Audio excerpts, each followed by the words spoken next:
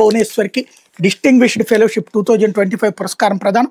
Heritage foods golden peacock award అందజేత లండన్లో ప్రదానం చేసిన ఇన్స్టిట్యూట్ ఆఫ్ డైరెక్టర్ సంస్థ ముఖ్యమంత్రి చంద్రబాబు సతీమణి నారా భువనేశ్వర్ ప్రతిష్టాత్మక డిస్టింగ్విష్డ్ ఫెలోషిప్ 2025 అందుకున్నారు.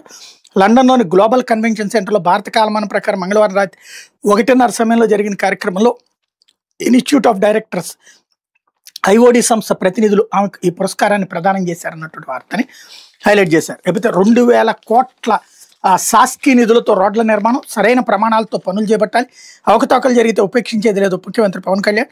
గ్రామాల్లో కొత్త రహదారుల నిర్మాణం కోసం శాస్కీ రాష్ట్ర మూలధన పెట్టుబడులపై ప్రత్యేక సహాయం పథకం కింద కేంద్ర ప్రభుత్వం రాష్ట్రానికి 2,000 కోట్లు సమకూర్చిందని ఉప ముఖ్యమంత్రి పవన్ కళ్యాణ్ వెల్లడించారు. ఈ నిధులను దుర్వినియోగం చేసుకుని సద్వినియోగం చేసుకుని గ్రామాల్లో పటిష్టంగా రహదారులు నిర్మించాలని పంచాయతీరాజ్ ఇంజనీరింగ్ అధికారులను ఆయన ఆదేశించారు. శాసకీయ నిధుల వినియోగంపై అమెరికాలో మంగళవారం ఉప ముఖ్యమంత్రి అధికారులతో సమీక్షించారు. కేంద్ర రాష్ట్ర ప్రభుత్వాలు ఎంతో సమన్వయంతో ముందుకెళ్తున్నాయి.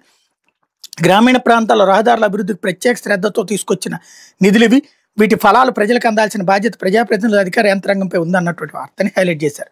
లేకపోతే భోగాపురంలో విమానయాన విశ్వవిద్యాలయం డిసెంబర్ నెలాఖరులో ఫ్లైట్ టెస్ట్ 91.7% నిర్మాణ పనులు పూర్తి. కేంద్ర మంత్రి రామ్మోహన్ నాయుడు విజయనగరం జిల్లా భోగాపురంలో విమానయాన విశ్వవిద్యాలయం ఏర్పాటుకు ప్రయత్నిస్తున్నామని, దీనిపై విశాఖలో జరిగే పారిశ్రామిక సదస్సులో సంబంధిత రంగాలకు చెందిన కంపెనీలను ఆహ్వానిస్తామని కేంద్ర పౌర విమానయాన శాఖ మంత్రి కింజరపు రామ్మోహన్ నాయుడు వెల్లడించారన్నటువంటి వార్తని